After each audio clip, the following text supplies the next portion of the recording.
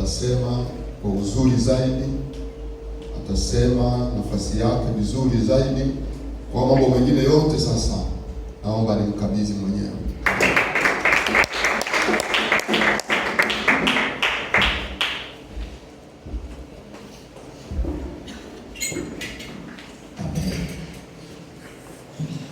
Watakatifu wa Bwana, Bwana Yesu apewe sifa. Amen.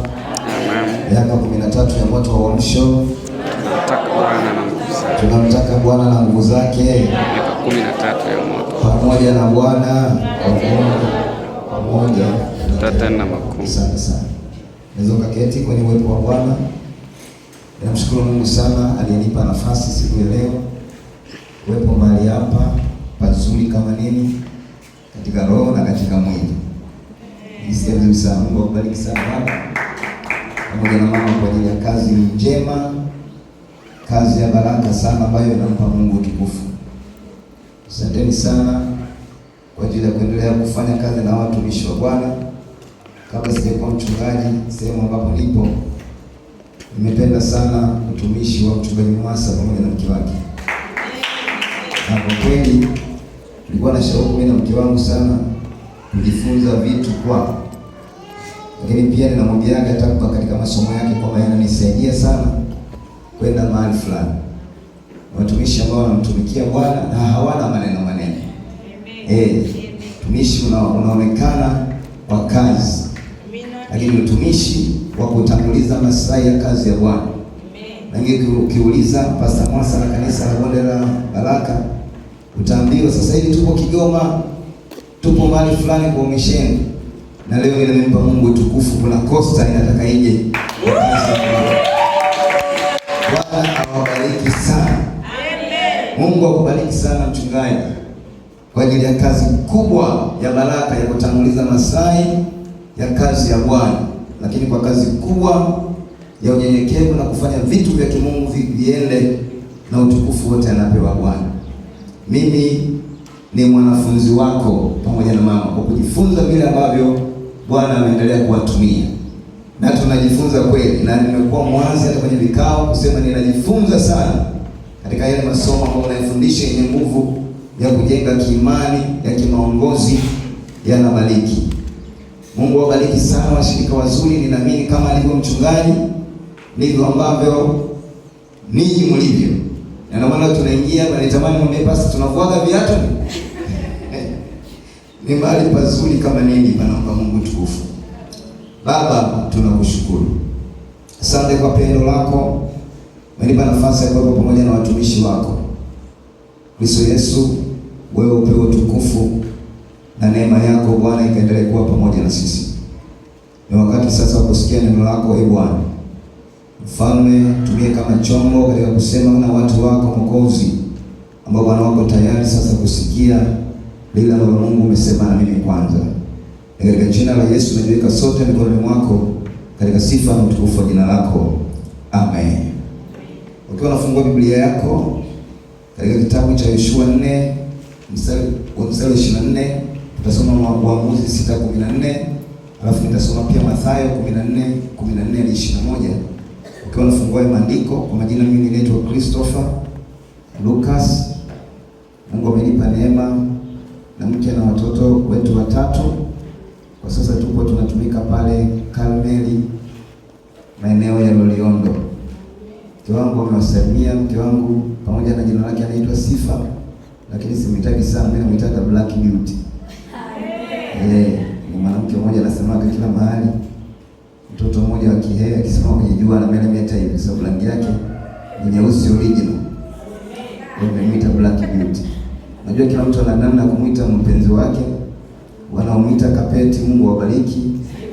Ndio wanamuita Apple, mbarikiwe. Ndio wanamuita Sweet, lakini mimi namuita Black Beauty. Kila mmoja na namna yake. Basi maandiko sasa ya Yoshua sura yake ya 4 mstari wa 24 ukifika unaweza ukasoma. Alafu mwingine utafungua sasa hiyo Waamuzi 6:14, alafu tutasoma tena Mathayo, alafu kisha tutaendelea. Yoshua 4:24. Kama ungefika nitasoma. Biblia inasema watu wote wa dunia wapate kujua mkono wa Bwana ya kuwa ni mkono wenye uweza, ili wamche Bwana Mungu wenu wa milele. Tarudia hilo andiko. Watu wote wa dunia wapate kujua mkono wa Bwana ya kuwa ni mkono wenye uweza, ili wamche Bwana Mungu wenu milele. Na andiko lingine la Waamuzi, ukifika unasimama unasoma Waamuzi 6:14.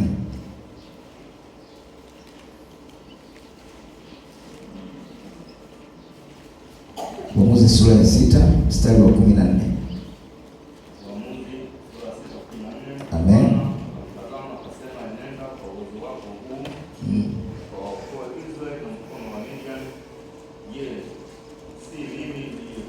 Asante. Na Mathayo sura ya 14 nitasoma mistari ya kuanzia wa 14 hadi wa 21. Biblia inasema Yesu akatoka akaona mkutano mkuu, akawahurumia, akawaponya magonjwa yao. Hata kulipokuwa jioni, wanafunzi wake wakamwendea wakasema, mahali hapa ni nyika tupu, na saa imekwisha pita. Waage makutano waende zao vijijini wakajinunulie vyakula. Yesu akawaambia, hawana haja kwenda zao, wapeni ninyi vyakula. Wakamwambia, hamna kitu hapa ila mikate 5 na samaki 2. Akasema, nileteeni hapa. Akawaagiza makutano waketi katika majani. Akaitwaa ile mikate 5 na wale samaki 2, akatazama juu mbinguni, akabariki, akaimega ile mikate, akawapa wanafunzi, wakawapa makutano. Wakala wote, wakashiba, wakayokota masazo ya vipande vya mikate vikapu 12 vimejaa.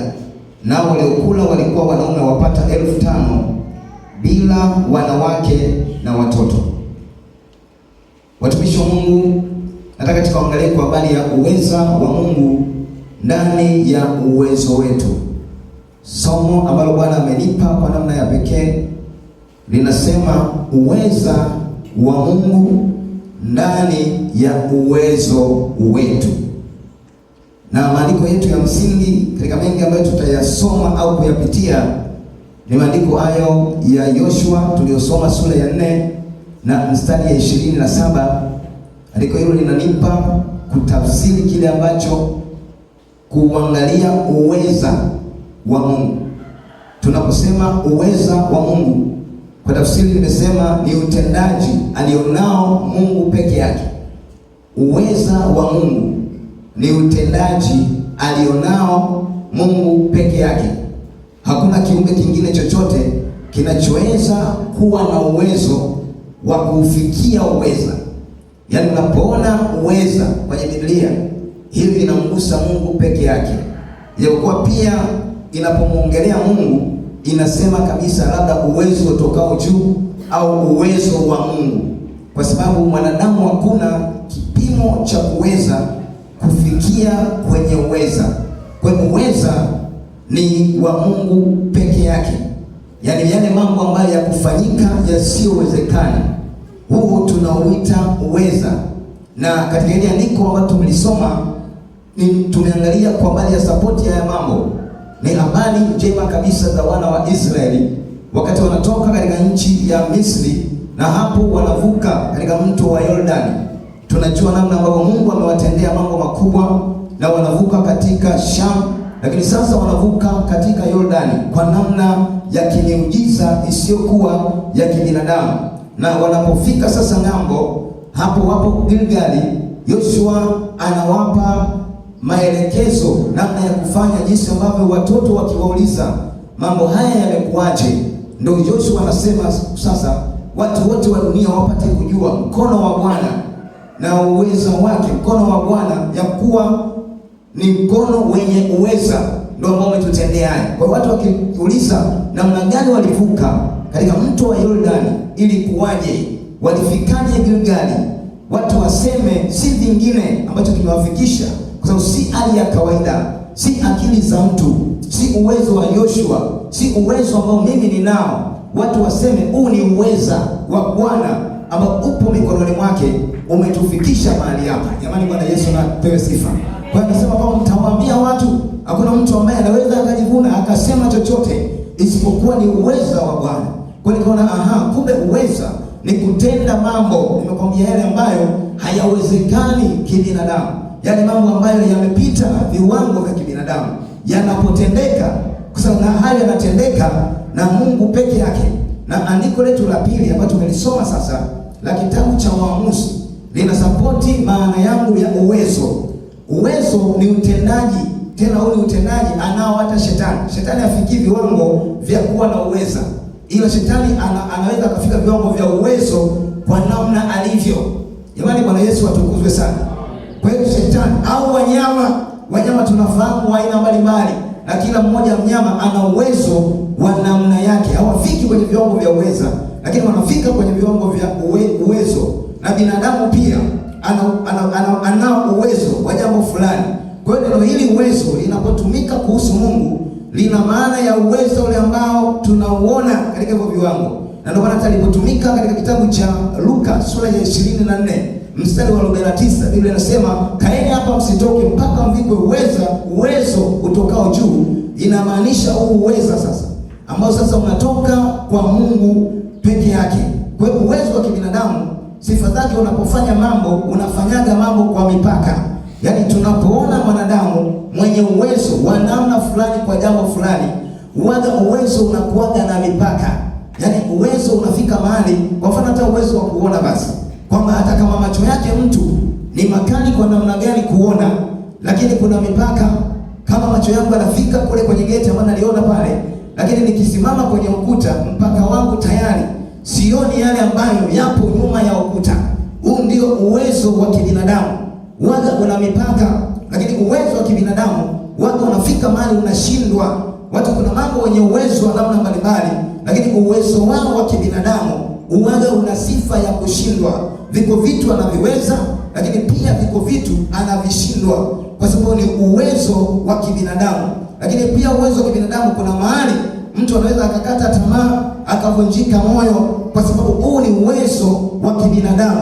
Una vitu ambavyo vinaweza vikatisha na mwanadamu akatishika, ijapokuwa ana uwezo huo. Sifa ya uwezo si uweza, inafika mahali vitu vinakatisha tamaa, na mtu anaweza akakata tamaa kweli, kwa sababu yupo tu ndani ya uwezo.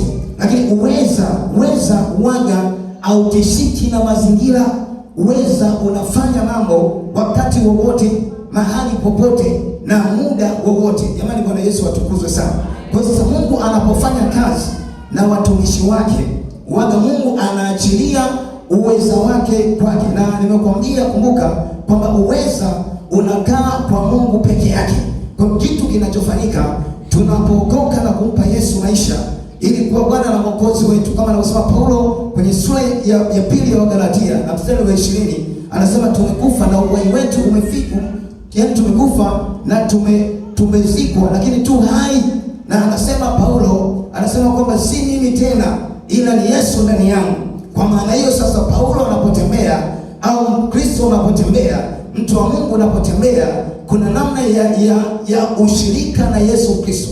Sasa Mungu anapotaka kufanya kazi na mtumishi wake, anapotaka kufanya kazi na mtu aliyeokoka, kwa sababu tunaye Yesu ndani yetu, kinachofanyika uwezo wa kimungu huyo ambaye tumembeba unapoachiliwa pamoja na uwezo wetu, yanatokea matokeo makubwa. Ndio maana Biblia inatuambia kwenye Efeso sura ya 3 na mstari wa 20, anasema atukuzwe yeye ambaye anaweza kufanya mambo makubwa kwa kadri ya nguvu itendayo kazi ndani yetu. Kwa hiyo tunapoiachilia kwa Bwana watumishi wa Mungu, na tunapompa Mungu nafasi, ule uwezo wetu hauwezi kufanya kitu, lakini Mungu anapoachilia uwezo wake katika uwezo wetu, yale makombora yanayotokea katika ulimwengu wa mwili, katika ulimwengu wa roho, katika mazingira, ni makombora ya ajabu. Bwana Yesu asifiwe. Na haya ndio mambo yaliyofanyika kwa watumishi mbalimbali. Ukisoma kwa habari ya Daudi, tunasema amempiga Goliati, wapendwa, kwa hali ya kawaida kabisa. Daudi alikuwa uwezo wake una mipaka. Daudi alikuwa ni mtu kama wewe na mimi, ni watumishi. Lakini sikiliza nikwambie, kilichomsaidia Daudi si uwezo wake. Kilichomsaidia Daudi, alitambua uwezo wa Mungu unaweza kufanya kazi pamoja na yeye. Na ndio maana anamwambia Goliati, sikiliza, wewe unanijia kwa fumo na mkuki, lakini mimi ninakujia kwa jina la Bwana wa majeshi. Kwa hiyo anapotamka jina la Bwana wa majeshi, manake Daudi anaonekana ameshika kombeo na jiwe, lakini katika ulimwengu wa roho kuna nguvu ya uwezesho wa jiwe likageuka kombeo na kukilia. Na ndio maana anapolirusha, si nguvu za Daudi, ni uwezo wa kimamlaka unaotenda kazi na vitu kutokea. Haya ndio yanafanyika pia kwa Gideoni ambaye tumemsoma wapendwa. Gideoni anafika mahali anajificha, wameonewa, Midian inanyanyuka kwa ajili yao na taifa limepita kwenye mitabiko. Uwezo wa Gideoni, anasema mimi sina uwezo. Yaani wanawake wanajificha, wakiwaona Amaleki wanajificha. Mungu anamtokea Gideoni, anamwambia Bwana yu pamoja nao, shujaa. Gideoni anasema ikiwa Bwana pamoja nao, Bwana mambo ametupata. Na anajieleza, mimi ni mtu mdogo sana katika kabila ya kwetu, ni mdogo sana, siwezi. Lakini Mungu anamwambia Gideoni, nenda kwa uwezo wako huu. Maanake ni kweli wewe ni dhaifu, hauwezi. Maanake ni kweli historia ya kabila yako ni kabila ndogo kweli, lakini nenda kwa uwezo wako huu. Kwa sababu gani? Mungu anamwambia mimi niko pamoja na wewe. Yaani maanake unapoenda kwa uwezo wako huo, upo uweza utakaokusukuma mambo yakafanyika. Kama ni Bwana Yesu asifiwe. Bwana Yesu apewe sifa. Upo uweza wa Mungu, wapendo wangu. Na hapa ndiko ambapo watu wa Pentekoste tutambue, watu wa Bonde la Baraka tutambue ya kwamba ni kweli yamkini uwezo wetu una mipaka, lakini tunaye Bwana ambaye yeye tukienda pamoja na yeye yanawezekana, yanakuwa, yanatokea tunayotarajia. Jambo Bwana Yesu na apewe sifa. Yeye ni Bwana mwenye uweza na anatumia uwezo wetu kufanya mambo makubwa na ya ajabu. Na haya ndio mambo ambayo pia yametokea kwa Elisha wapendwa, uwezo una nguvu ya kuona visivyoonekana. Yaani kuna vitu vinaonekana ambavyo wewe hauvioni, lakini uwezo unaona, uwezo wa Mungu unaona vitu ambavyo vimetokea kwa Elisha enzi ya mfalme wa Shamu.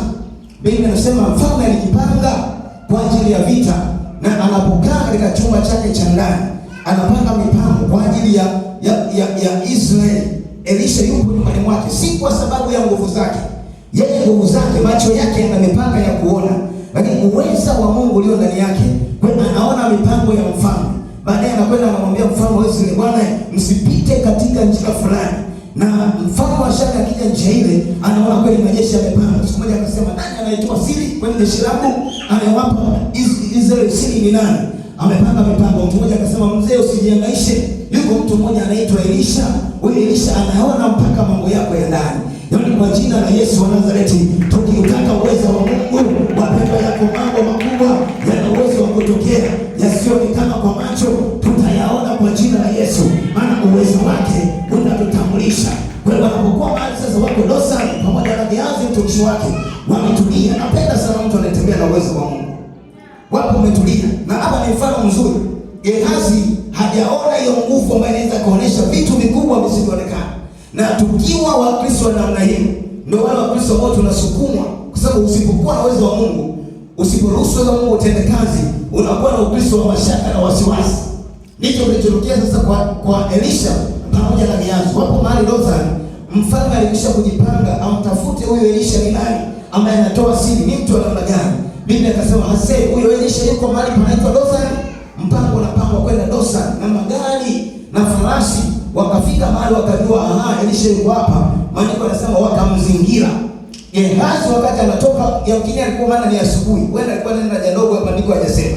Kwa hiyo lakini akaja anatoka, anaona jeshi limezingira. Nyumba imezingirwa. Baba yule anarudi ndani anasema, ole wetu bwana wangu, maana magari na wapanda farasi wametuzingira. Uwezo wake Gehazi anaona ni kama vile tumekwisha kuisha tayari. Uwezo wake anaona ni kama vile tumekwisha kuangamia tayari. Lakini Elisha kwa sababu anajua hatuishi sisi, hatutendi sisi, uko uwezo wa Mungu. Anamwambia Mungu, ninakusihi basi kumtazamishe kidogo, aone uwezo wako, aone mamlaka yako. Ninataka ninyanyue imani yako, mtu mmoja ambaye Mungu anataka atende mambo makubwa na watu wa bonde la baraka. Huenda hujayaona, katika jina la Yesu wa Nazareti, uwezo wa Bwana ukae pamoja na wewe, ukayaone makuu yakitokea. Maana si kwa uwezo wenu wala si kwa vipato sana, isipokuwa uwezo wa Mungu unapotokea, yasiyowezekana yanawezekana.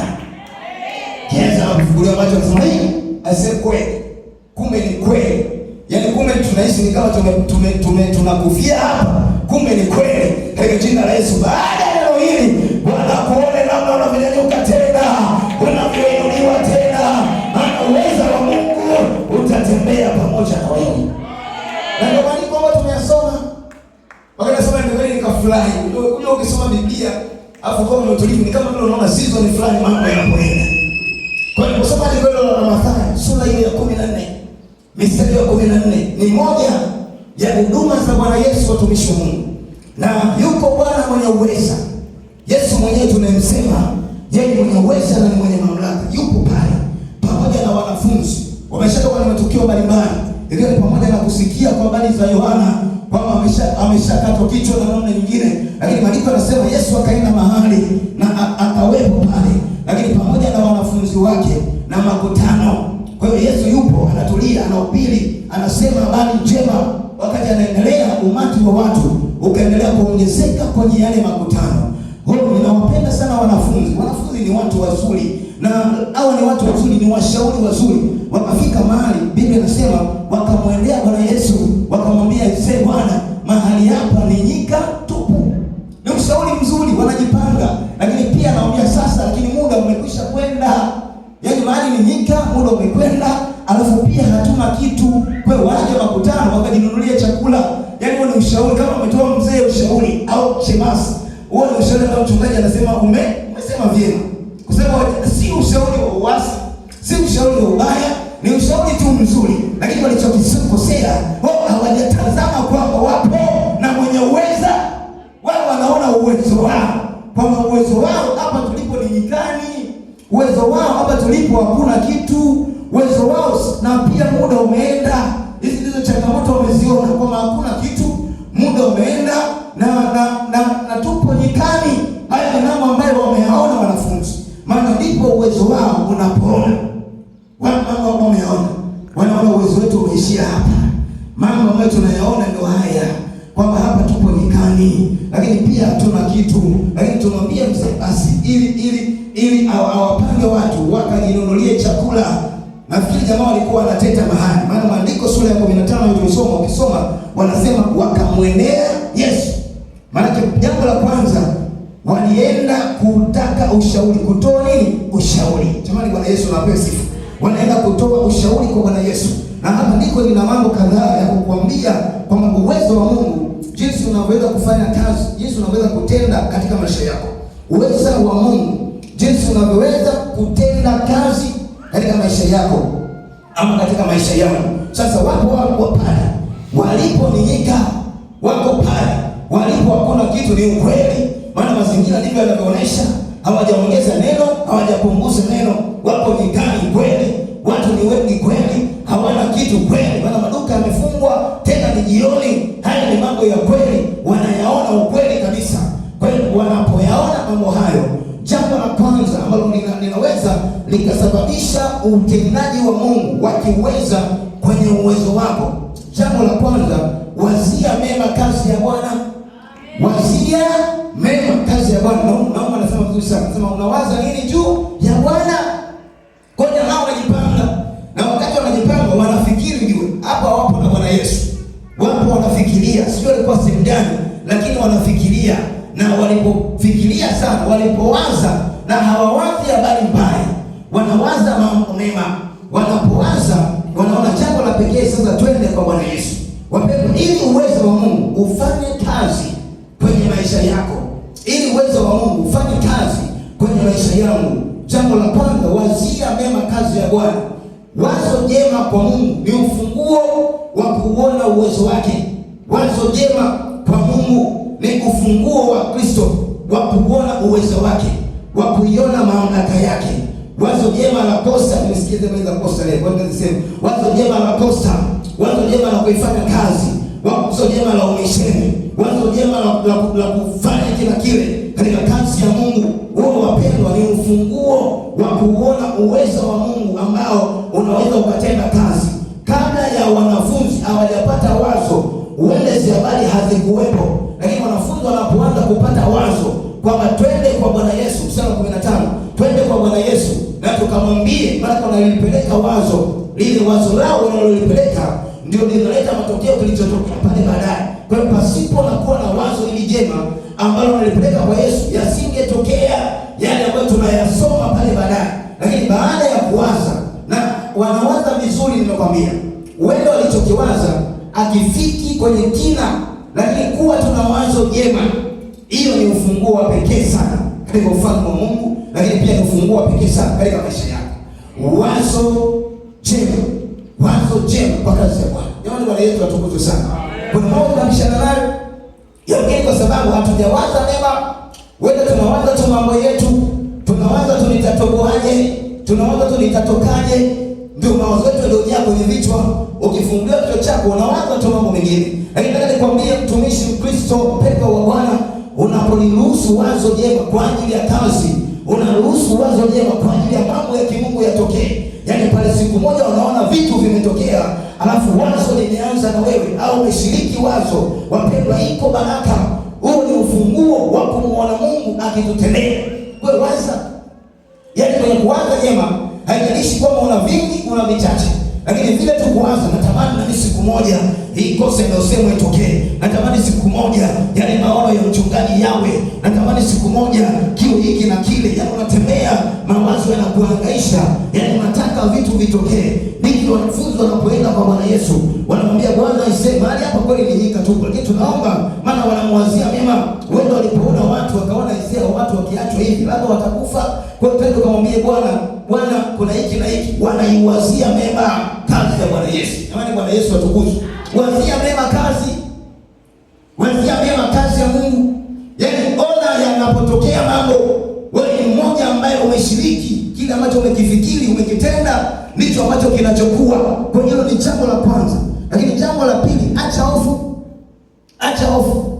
Unapotaka uwezo wa Mungu utende kazi katika maisha yako, acha hofu.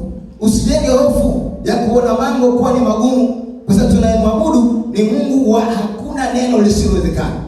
Yaani tumwabudu Mungu wa kawaida. Kwa hiyo acha hofu ili uwezo wa Mungu utende kazi. Ndio hiki ambacho kimetakiwa kwa Gehazi. Gehazi ili auone mkono wa Bwana, nguvu za Bwana, uwezesho wa Bwana, macho yafunguke. Yaani alijaa hofu kweli kweli. Lakini anachotakiwa kufanya ni kuiacha hofu ili aone Mungu namna alivyowazingira. Kwa hiyo acha hofu. Wanafunzi wanaambiwa vizuri sana na Mariamu. Wanaambiwa kwenye sura ile ya pili ya Yohana. Mariamu anawaambia aise, lolote atakalowaambia fanyeni. Yaani lolote akiwaambia fanyeni. Alafu sasa mtihani wanaopewa ni mtihani mzito. Kwa kitu kinachowaambia Yesu anawaambia katekeni maji. Alafu mkiateka maji, pelekeni kwa mkuu wa meza. Na kumbuka walikwisha kuandaliwa tayari mioyo kwamba msiwe na hofu, kwa sababu Bwana ndiye naye ana uwezo wa kufanya chochote. Na wanapoona kweli ameshasema, wanalikumbuka neno kwamba huyu tumeambiwa tufanye lolote. Kwa hali ya kawaida unaweza ukaenda huko unasita kwamba itakuwaje, na unapoambiwa chota maji alafu unaambiwa peleka kwa mkuu wa meza, watu wa heshima wamekaa pale mbele, lakini neno limeshakuambia wewe fanya, na unapofanya utamuona Bwana. Lakini kibinadamu uwezo wako wa kufikiri unasema nitaonekanaje na wakuu? Nitaonekanaje? Yasipotokea itaonekanaje? Yasipokuwa yataonekanaje? Sikiliza nikwambie, Bwana aliyesema yeye ni mkamilifu na mtakatifu, neno lake ni kweli na amina wakati wote. Tunapochukua hatua kutenda neno la Bwana, wapendwa, mambo aliyoyaahidi yanatokea. Kuna wakati mwingine tunajiingizia tu hofu ya mazingira, hofu ya mambo yaliyotukabili, tunabishana na mkono wa Bwana. Lakini watu wote ambao wametenda neno, wameshishi katika neno, wamelisimamia neno, lazima wameuona mkono wa Bwana. Maana mkono wa Bwana ni mkono wa kweli, mkono wa Bwana ni mkono unaotenda mambo makubwa. Acha hofu. Jamani, Bwana Yesu apewe sifa. Sisi pale kwetu pasa, mimi nilimwambia neno afu wote wakacheka, ngona hii hofu bado imewashika. Nikamwambia sasa, vision tulionayo hapa, jengo hili si dogo afu bado halijakuwa nzuri kama hili la vinavyoyoza. Nikamwambia sasa mimi baba yenu nimeona hapa, mnaona hiki kilima hiki? Hapa tunajenga gorofa. Niko serious madhabahu. Tunajenga gorofa hapa. Tumeweka kijipande, tunaweka kipande kingine cha gorofa. Nikaona kabisa ni kama wanaongea ndani. Wengine kama wanacheka. Wanapojiangalia wanaangalia mabeseni yao ya mchicha. Wanajiangalia walanguaji sakula. Kwa hiyo na hofu. Wanahisi ni kama yatawezekana. Sikiliza nikwambie. Yesu aliyesema yatakuwa kwa jina la Yesu. Acha hofu. Shida inatukabili ni hofu na mashaka na wasiwasi katika kutenda kazi ya Bwana. Lakini watu majasiri, mashujaa, wenye uwezo wa kumwona Bwana na utendaji wake ni watu ambao hawana hofu. Na ndio maana pia inaposema kachukueni mabaasi na myapeleke pale, wanaume hawa hawajajiuliza maswali. Maandiko yanasema wakayachukua yale mabalasi wakayapeleka kwa mkuu wa meza, na walipoionja mkuu wa meza ikatokea divai njema. Katika jina la Yesu wa Nazareti aliye hai, ninakuita mwana bonde la baraka. Yale ambayo tunayaona mbele, yale neno ambayo amesema, yale maono ya kanisa ambayo yametangazwa, yanawezekana kabisa. Bwana tuliye nani? Bwana anayeweza yote. Ondoa hofu na mashaka. Hofu itakuweka hapo ulipo, wenzako wataenda mbele. Ondoa hofu. Bwana Yesu atukuzwe sana. Ondoa hofu. Yaani usiwe baba siwezi na mama siwezi. Mama anapotangazwa yote, kuna kina baba siwezi. Mama anapotangazwa ngapi? Mimi natoa milioni. Mimi natoa ukijiangalia ukijakuwa mimi nikisema kukumbili utanionaje? Hofu hiyo. Ninyi wanasema kwamba sasa bali nionayo ile ndio ulikuwa unawekeza kiwanja. Hofu sija nikwambie. Hofu zinatufunga. Yaani hofu zinafanya tusiyaone yale makuu ya Bwana ambaye ameyasema. Nakumbuka siku moja kati imetangazwa jambo kanisani. Mambo mawili yalikuwa la kwanza na la pili. Lilitangazwa jambo kanisani. Nikawa miezi mitatu, mwongofu mpya nishatoka kwenye kupigika na bangi. Mimi nilitoka kwenye video za bangi, nasema kama hivi. Kwa hiyo nishakuja kanisani pale. Siku moja nakumbuka wakati nipo miezi ile michache kabisa. Unajua kuna watu pia wengine tunawachukulia mwanzoni. Kwa hiyo nimeingia kanisani pale. Mchungaji wangu alikuwa na kitabu. Nilikuwa nikimwangalia pasa mimi alipe mimi zile. Kwa hiyo kanisani nawaza pasa anipe. Kwa hiyo siku moja nakumbuka nikafanya usanifu, nikaenda kwenye kikao cha sadaka. Sijaweka hela. Na mimi nikajifanya naweka afu naondoka. Lakini nataka mimi ndio nifanye nini? Nipokee. Hofu na mashaka. Na hisi ni kama vile natakiwa kutendewa mimi. Mambo yamegubika. Lakini siku moja wakati injili imehubiriwa ya kufunguka, nikafanya kazi moja nikapata godoro zuri. Sije kulalia godoro nyumbani kwangu miaka yote ya ujana. Siku nikanunua godoro la 4 kwa 6 na niliweka pale nyumbani.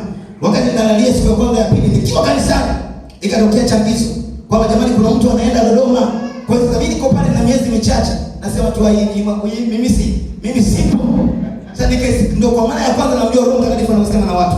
Ikaniambia ile sauti, na wewe unacho, kuna godoro kule nyumbani. Ninajibaraguza kwa jina la Yesu. Kanizele kwa jina la Yesu.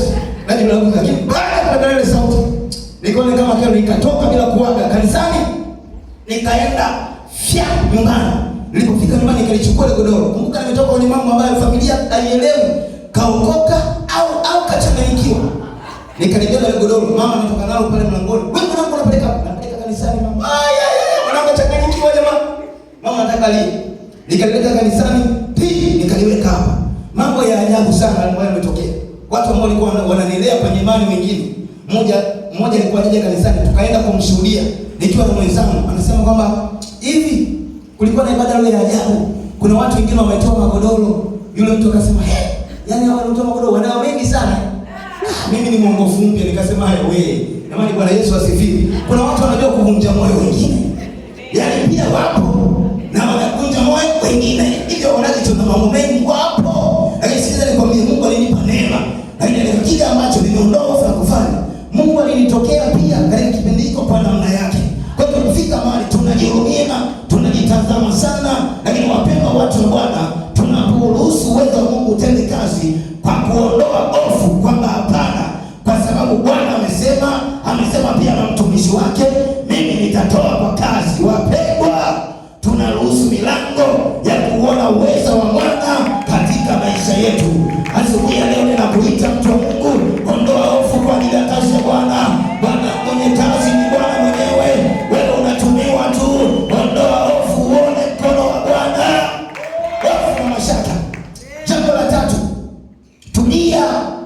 alafu fuata maelekezo.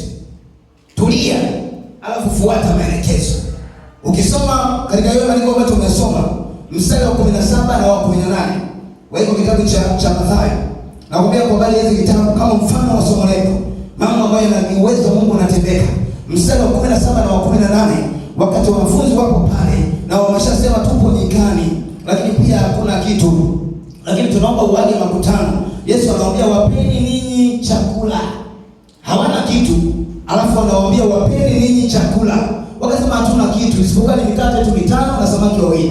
Yesu anawaambia tena kitu kingine, waketesheni watu chini. Sijui kama ungekuwa ungesemaje.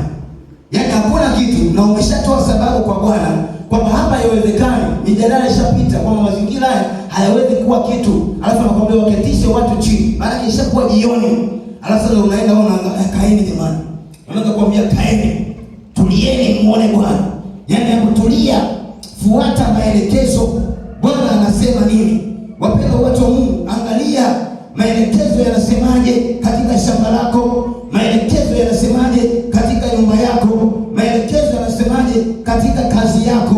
Kuna namna ambavyo tunapishana na maelekezo ya kimungu. Kuna vitu umevishikilia vinazidi kuweka hitaji kwako, lakini wapendwa, tunaposikia na kutulia kwa Bwana Yesu, kuna vitu vinatokea vingine. Wanafunzi walipoketishwa chini, maana yake wametulia na wanafuata maelekezo, namna ambavyo mambo yanaenda kutokea. Kuna namna nyingine wewe tunajifungia watu wa Mungu. Tunafika mahali tunajifungia, tunaishi ni kama vile ambavyo tulivyo navyo vimetutosheleza. Tulivyo navyo haviwezi kufanya tena kitu kingine. Na ndio maana leo ni rahisi sana kwa Wakristo au watu wa siku za leo kuona kwamba zaka nilionayo basi nitapeleka nusu na nusu nitabaki nayo, au hiki ninachofanya nitakifanya kwa namna hii. Utulivu upo. Na ndio maana makanisani siku za leo ninapokuambia tulia na fuata maelekezo, kwa sababu hauwezekana wako wanaotulia, wako waimbaji wazuri makanisani tunawapenda, wako wahudumu wazuri tunawapenda, hawakosi Jumatano, Jumapili na Ijumaa, lakini kwenye idara hakosi. Huyo ni mtulivu, mpaka mchungaji unamfurahia, ametulia kumsikia Bwana, ametulia. Lakini kufuata maelekezo inakuwa ni changamoto.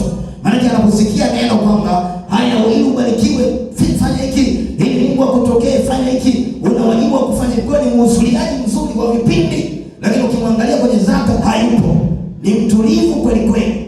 Lakini kwa mambo sasa ya maelekezo ya kimungu, ili auone uwezo wa Mungu, hayupo. Lakini kuna wengine pia wanafuata maelekezo, lakini hawana utulivu. Kwa mtu anafuata maelekezo kweli, ni mwajibikaji kweli kwenye kanisa, lakini hana utulivu. Yuko mama mmoja mahali fulani ambaye ilifika mahali kuwa na changamoto, ni mwaminifu, ni mzuri kwa kufanya, lakini kumbe akiwa nyumbani ana kanisa lingine la kwenye redio.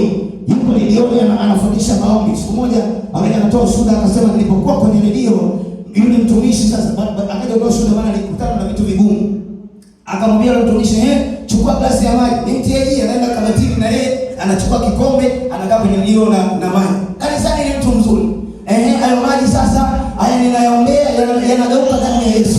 Haya hiyo sasa ni damu ya Yesu. Haya kabla ya kunywa nitatuma namba zangu hapo ili tuziungamanishe na damu ya Yesu kwa sadaka. Ndio wakapata akili.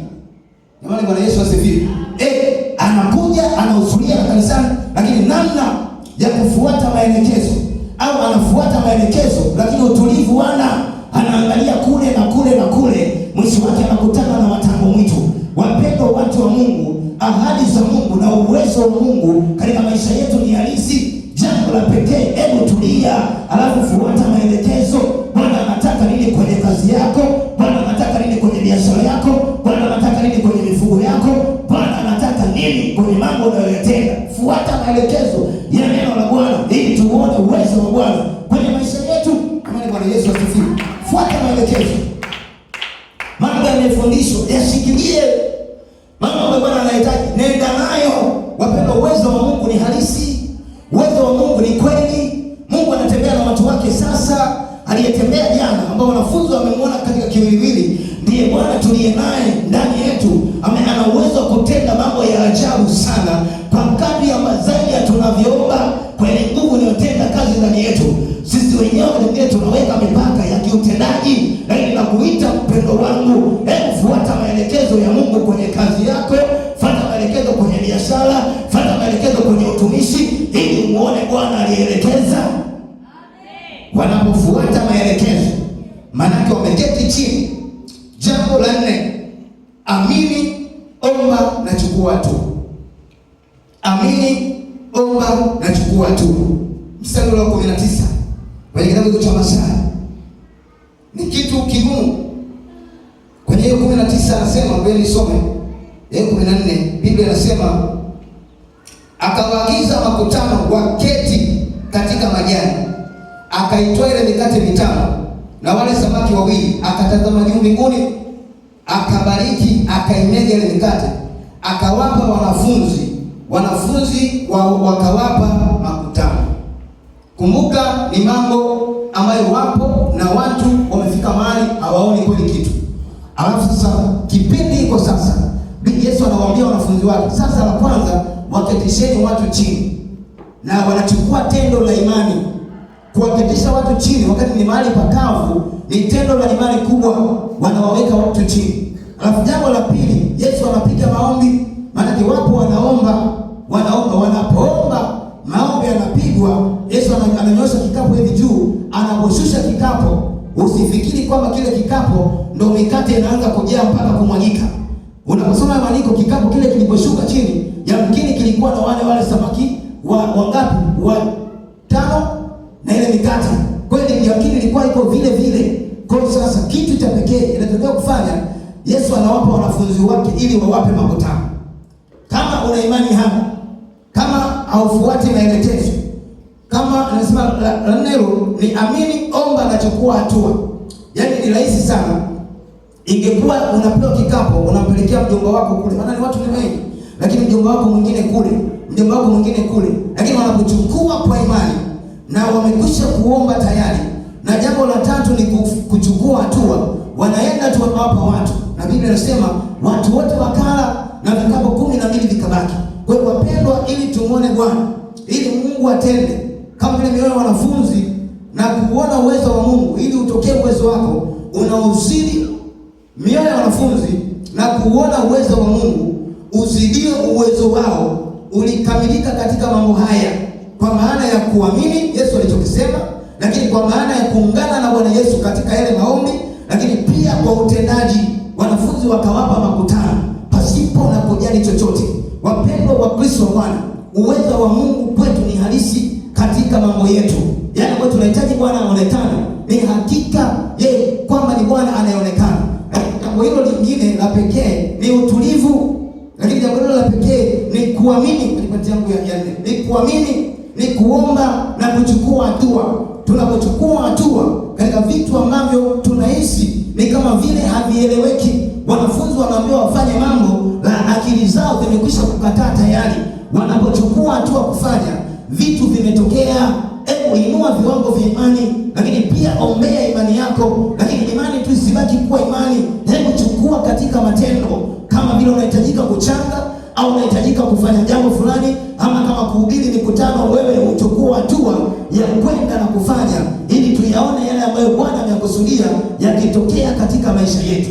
Hakuna kuuona uwezo wa Mungu pasipo na jambo hili la 4 la kuamini, la kuomba na kuchukua hatua. Jamani, Bwana Yesu na apewe sifa. Lakini jambo la muhimu katika mambo haya 4, jambo la muhimu sana ambalo linafanya mambo haya yote sasa yatokee, jambo la muhimu sana, kuna kitu limeandika, usidharau ila yako. Sio ila. Kuna neno nimelipenda sana hapo. Wanafunzi wakati wanaambiwa sasa na Bwana Yesu, wanapopeleka hoja kwa Bwana Yesu na wanasema mahali hapa ni nyika tupu, uwaage makutano wakajinunulia chakula. Yesu anawaambia wapeni ninyi, maana Yesu aliona uwezo ndani yao. Yesu aliona mamlaka itatoka katika vinywa vyao kupitia yeye. Wanafunzi wakasema hatuna kitu ila mikate 5 na samaki. Kwa hiyo wanaangalia mazingira, wanaona hatuna kitu, lakini kuna kitu wamekisema, ila mikate 5. Wapendwa, kufanya muujiza wowote, kuyamana mazilisho ya Mungu, hiyo ila ulionayo ina uwezo wa kutenda mambo makubwa. Hiyo ila ulionayo, ni kweli sina kitu, ni kweli sina vitu, ni kweli sina kitu, uwezo wangu upo wa namna hii, ila nina kitu hiki. Yesu alipoiona hiyo ila kwamba ni kweli kundi ni kubwa, watu ni kweli ni 5,000 na hakuna kweli kitakachotokea, lakini kwa sababu yeye ni Bwana mwenye uweza, ana uwezo wa kuifanya hiyo ila yao ndogo sana, hiyo mikate michache sana na hao samaki wachache sana, ili mambo makubwa yatokee. Kwa hali ya kawaida, maana hii mikate ilikuwa ni ya mtoto tu. Kwenye ule mkutano kulikuwa na mtoto ambaye yuko pale ana mikate yake, na Yesu anawaambia sasa nipeni mimi, maana anawaambia hebu nisogezeni mimi hiyo mikate. Kwa hali ya kawaida ni rahisi sana kutafsiri sasa mikate yenyewe ni 5, bora ningemwachia tu mtoto ajilie, lakini Yesu anaitaka ila hiyo ambayo kitu kimezalaulika, iko ambacho kitu unachokiona kidogo, hicho ambacho kinaonekana akiwezekani, hicho kitu ambacho kinaonekana ni kinyonge, Yesu anakitaka sana iko ili afanye maajabu. Na walipomsogezea hiyo mikate 5 ndio muujiza tunaosoma. Lakini pia kuna mtu mwingine kwenye Wafalme wa kwanza sura ya 17 na mstari wa 12. Huyu anaitwa ni mwanamke Mserepta. Alipofika huyu mwanamke na hali yake ilikuwa naye ya uhitaji, ni mwanamke mjane, tena na mtoto wake mmoja, na yupo katika shughuli zake za kawaida. Wakati anaendelea kuokota kuni ili akapike, kapu lake limeshaisha tayari, anaenda kuokota kuni tena 2 ili wale wafe. Kwa inafika mahali Elisha anatokea na anawaambia yule mwanamke, hebu Elia anawaambia mwanamke, sasa bwana, cha kufanya naomba mimi unipikie kwanza mimi nile. Mwanamke anamwambia, mimi sina kitu ila nina konzi moja ya unga. Kwa sina kitu kabisa, ila ninacho kitu kidogo ambacho kitu hiko kinanitosha mimi na tule tufe. Kwa maana yake nyingine, ili ila yake ile konzi moja asingeiachilia, tumsinge usoma muujiza wa mwanamke huyu. Lakini alipokubali bila kuangalia mazingira yakoje, aliangalia kwamba watakufa kwanza, lakini aliangalia kwa sababu yuko mtumishi wa Mungu alitumwa na Bwana amesema, na mimi ninahitajika kufanya kama vile alivyosema. Wanafunzi hawajaangalia mazingira, bora watu ni 5,000, itakuwaje hii mikate michache na hao samaki wachache? Waliangalia kwa sababu Yesu amesema, na tunamwamini Mungu katika hila yetu ndogo inaweza ikatokea vitu vikubwa. Wapendwa watu wa Mungu, nimekuja kukuhimiza, nimekuja kukukumbusha ya kwamba kuna kitu kidogo ambacho Mungu anaweza kufanya mambo makubwa. Wakati mwingine umesahau kipato ulicho nacho, wakati mwingine umesahau mambo ulionayo, lakini Yesu anataka watu ambao wanamwazia mema, lakini pia wako tayari, wasioogopa na wanakubali kuiachilia ila yao. Ile kile kweli sina mshahara mkubwa Yesu, lakini kweli sina kazi ya maana, lakini kweli sina mambo yanaonekana Yesu, hayo mimi sina, ila nina beseni la mchicha Yesu, mimi hayo sina, ila ninafanya kazi tu mahali pengine. Yesu, unapomwachilia ila yako, mikono ya Yesu wapendwa, sio mikono ya kufilisi. Alipopeleka wanafunzi ile mikate 5, walikula watu wote na faida vikapo 12. Yule mwanamke alipopeleka kwa Elia ile ila yake ya konzi moja, inapopokelewa mikono mwa watumishi, hairudi bure. Wapendwa wangu, kuna wakati mwingine watumishi wa Mungu hatujauona uwezo wa Mungu, ni kwa sababu na kidogo tulicho nacho tunakizuia, tukihisi ni kama vile tunajitetea maslahi yetu. Lakini katika jina la Yesu wa Nazareti, uwezo wa Mungu na kanuni zake, uwezo wa Mungu na njia zake, ili Mungu atende. Wapendwa, mikono ya Bwana Yesu ni mikono salama. Tunapopeleka kwa Bwana anaturudishia maradufu, tunapompa Bwana matokeo makubwa yanatokea. Yaani unahisi unakusanya, kumbe unatawanya. Yaani Bwana Yesu asifiwe sana. Tunahisi tunakusanya, sasa sina au hiki na hiki. Lakini wapendwa watu wa Bwana, nikwambie, tunapomwachilia Bwana, Bwana anafanya mambo makubwa. Mungu alifanya somo hili siku zilizopita chache, wakati tumeokoka na maisha kwa maana ya duniani shetani ameyapiga hali mbaya. Mungu akanipa wazo, sasa mahali pengine nafikia labda hapa, Mungu akanipa wazo la kuanzisha kazi ndogo sana. Mungu akanipa siku moja wazo, akaniambia, hebu angalia watoto wa shule, angalia wazazi wao, hao wote wakienda shule wanamdashi viatu vyao. Kwa cha kufanya, yaani wazo linanijia, cha kufanya wewe kanunue soap dish, kanunue sabuni na dawa za meno, tandika kirogo wauzie. Nilipoanza kuuza kile kirogo, nilipoanza kuuza, Mungu ni kama vile ameanza kubariki, lakini bado maruweruwe ya kuachilia yapo. Siku moja tukatiana mwana mke wangu kusema sasa, kwa sababu tumemsikia Bwana, kumfanyia Bwana, kutenda kwa Bwana, sisi cha kufanya sasa, tunafanya sisi tunatoa fungu la 20. Yaani tunauza tu kiroba. Kwa hiyo tukipata faida 10,000, sisi tunapeleka fungu la 10 2,000. Ilikuwa kama mchezo.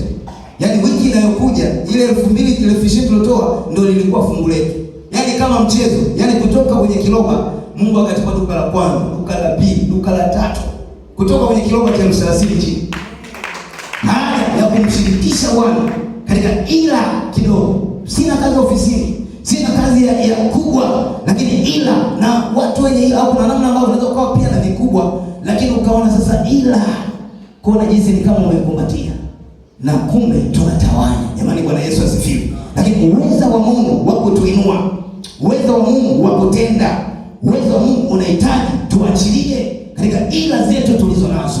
Hakuna mtu asiye na kitu, hakuna mtu asiyeweza kumtumikia Bwana, hakuna mtu ambaye yupo mradi, hakuna Mkristo wa kuangalia matokeo tu. Hebu kuwa Mkristo wa kutenda, ili tunapoona muujiza tuseme tumemwona Bwana kwa pamoja.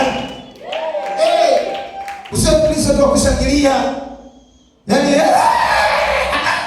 kuwa Mkristo wa kuhakikisha vinavyotokea na mimi nimo. Uwe Mkristo wa kuleta matokeo. Uwe Mkristo wa kutembelewa na uwezo wa Bwana. Watu wanaposema tumemwona Bwana, unasema kweli tumemwona Bwana. Wanaposema Bwana amekuwa pamoja na sisi, Ebeneza tunaiona kosa basi itakuwa ya rangi gani? Bwana ametusaidia. Na unarukaruka ametusaidia. Usiwe tu unarukaruka wakati unajua ila yako liifungia. Kwa jina la Yesu Mwana Bwana la baraka, badilika. Upo uwezo wa Bwana wa kutenda mambo makubwa pasipo na kuangalia mazingira. Tunapompa nafasi, tunapomwazia Bwana mwema, tunapoacha hofu, tunapofuata maelekezo, tunapomwamini, tunapoomba, tunapochukua hatua na tunapoiachilia ile yetu, tutayaishi yale ambayo tunayatarajia. Sema tuombe. Uweza wa Mungu ndani ya uwezo wetu. Mamlaka ambayo Bwana ameachilia kwako ni kubwa. Kubwa ni hali tu ya kujidharau au ni hali tu ya kujihurumia. Hali tu ya kujihurumia. Lakini wapendwa, hakuna aliyeokoka akawa kawaida. Yako mema ambayo Bwana anatuwazia. Yako mema. Yaani sio kama mtu kafanya hiki na kile, amegundua siri. Amegundua siri. Usione toto umesimama kwenye zaka, sio kama wana mamilioni mengi, wamegundua siri. Tena kwa uaminifu. Kuna kutoa zaka kwa uaminifu, alafu kuna kutoa zaka uonekane kwenye daftari. Wamegundua siri. Wapendwa, Mungu yupo, aliyetenda anatenda na atatenda tena. Tunamwabudu Mungu halisi, wapendwa, sio halisi. Na namna ya utendaji wake kwetu kuna kanuni. Kanuni ya kwanza ya pekee ambayo tumeshaipata wote ni wokovu, tunaongoja uzima milele. Lakini kuna kanuni ya kutembea na Mungu na kuziona baraka zake na kuuona ukuu wake na kuyaweza mambo yote katika tutie nguvu na kuyafanya yale makubwa. Inawezekana. Sio sisi, ni uwezo wa Mungu ndani yetu. Unapoachiliwa kwa kanuni, wapendwa, tunamwona Bwana. Tunamwona Bwana. Mungu hana upendeleo. Yaani sio watu wanafanya ndio kutenda, hapana. Mungu anatenda kazi na yoyote ambaye yuko tayari, yoyote ambaye ameachilia moyo wake. Yule anayejiachilia na shilingi 2 zake, lakini anajiachilia kwa uaminifu. Yule anajiachilia kwa 1,000 yake kwa uaminifu. Yule anajiachilia kwa muda wake kwa uaminifu. Wapendwa, ninawahakikishia kwa jina la Bwana wa majeshi, nguvu za Mungu zilizotembea ndizo zinazotembea na zitatembea tena. Usijihurumie, usiogope, mwamini Mungu, muombe Mungu, chukua hatua, usizuie ila yako. Aliyetenda kwa mwanamke, konzi yake moja ikageuka matokeo ya miaka. Aliyetenda kwa wanafunzi, mikate ile michache na samaki walikula watu 5,000 na masalia. Ndiye Bwana tunayemwabudu. Hatumwabudu Yesu ambaye yuko msalabani, yuko hai. Neno lake ni kweli na amina, jana leo na hata milele, habadiliki. Uwezo wa Mungu una uwezo wa kutenda kazi katika uwezo wako. Chukua hatua, usiogope. Bwana yuko pamoja nasi. Karibu praise team.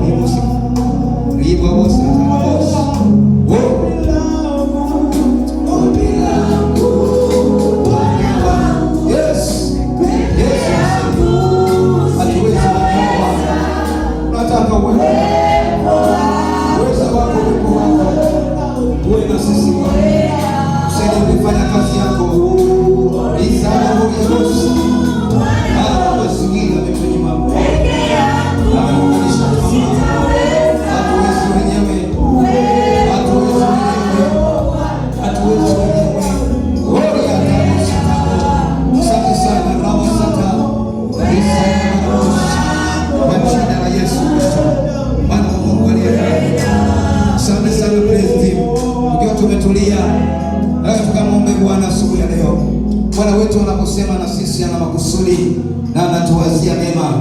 Kuna namna anataka tupeleke mahali fulani, lakini hatuwezi wenyewe. Asante sana praise team, hatuwezi wenyewe. Mambo haya ya utumishi hatuwezi wenyewe. Mambo ya kujitolea kwa ajili ya Bwana hatuwezi wenyewe. Ya kumtolea Mungu kwa uaminifu hatuwezi wenyewe. Maana pia wanafunzi walipita kwenye vipindi hivyo.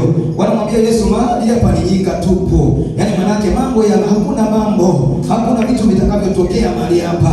Lakini Bwana, muda umekwisha kupita tayari. Yaani manake hali pia ya kutokea vitu hivi haiwezekani. Tuna nia njema ni kweli, lakini muda umeisha. Lakini ukame, wapendwa, tuna nia njema. Wewe unafika mahali unasema nina nia njema ya kutumika, lakini ukame, mimi sina fedha, watoto wananitegemea, mambo yamenizunguruka, mipango imenilemea, kodi zimenizunguruka. Kwani nina nia njema, mwenyekiti wa ujenzi nina nia njema, kiongozi wa umisheni nina nia njema, lakini na mambo mengi yamenikabili. Unaona ni kama vile nyika tupu, lakini hauoni mipenyo, maana muda ni kama umeisha. Lakini ukiangalia unasema hapa jambo la pekee, basi afadhali mchungaji angetangaza nia ya kwenda kukopa benki. Wanafunzi pia walitoa wazo, wakasema jambo la kufanya lazima uage makutano, wakajinunulie chakula. Wapendwa watu wa Bwana, hali za kujihurumia zimetufanya kuwa masikini. Wapendwa watu wa Bwana, hali za kujihurumia zinatufanya kuwa wahitaji wa Pentekoste.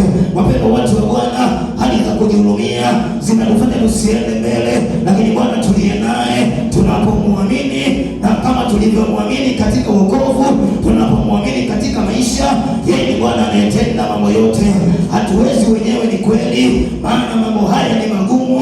Hatua ya kuchukua hatua ni ngumu. Kutoa milioni ni ngumu, kutoa milioni 5 ni ngumu, kutoa 100,000 yamkini ikawa ni ngumu, lakini kutoa fungu la 10 huku watoto wa wajana, wakati mwingine unaweza ukaona ugumu.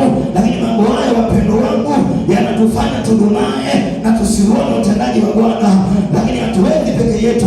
Asubuhi ya leo, kwa jina la Yesu, waimbaji wameimba, tunaotaka uwepo wa Bwana, tunaotaka uwezesho wa Bwana, tunataka nguvu za Bwana.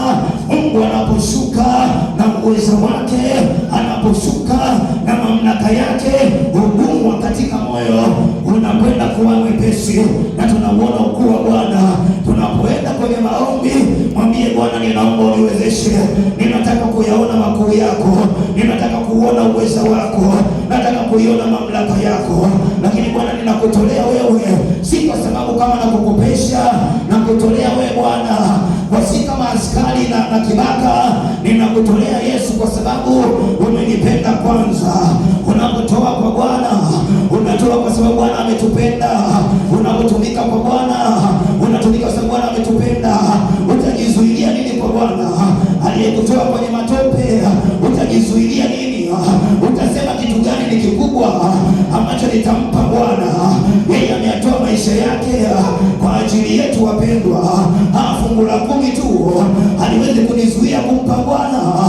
Ni michango tu haiwezi kunizuia kumpa Bwana. Ni utumishi tu. Nitajizuia na nini mimi?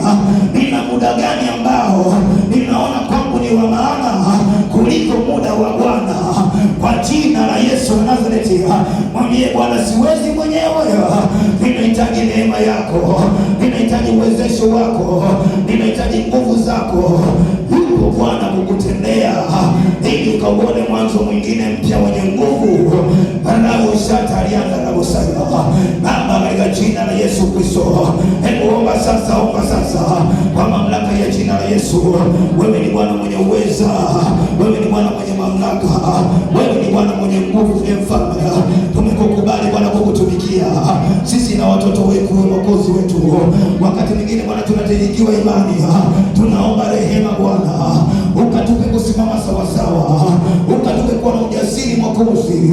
Mazingira wakati mwingine yanatukadisha tamaa, lakini kwa uweza wako Bwana, ukatende kazi na uwezo wetu, kama vile ulivyotenda kazi kwa Gehazi, akayaona makuu yako Kristo mfalme.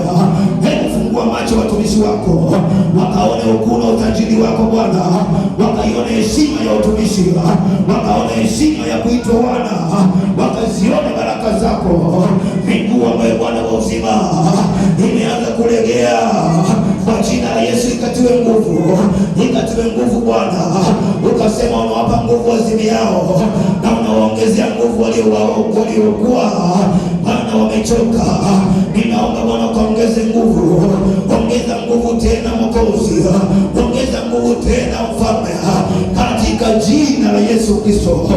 Uweza wako na mamlaka yako Bwana vikajidhihirishe katika maisha yetu, katika sifa na utukufu wa jina lako, ni katika jina la Yesu uliye Bwana na Mwokozi wetu. Pokea sifa na utukufu na heshima. Karibu sana mchungaji. Asante Yesu. Mfanye Baba wewe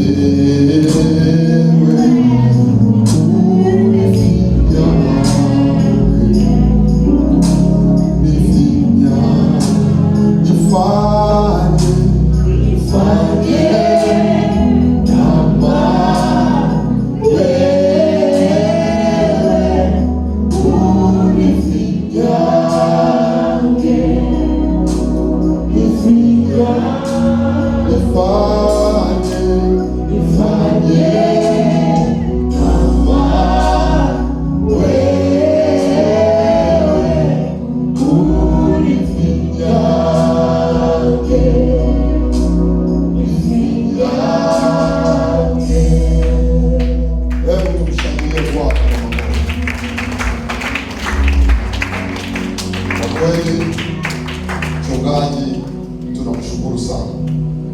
wangapi wamebarikiwa?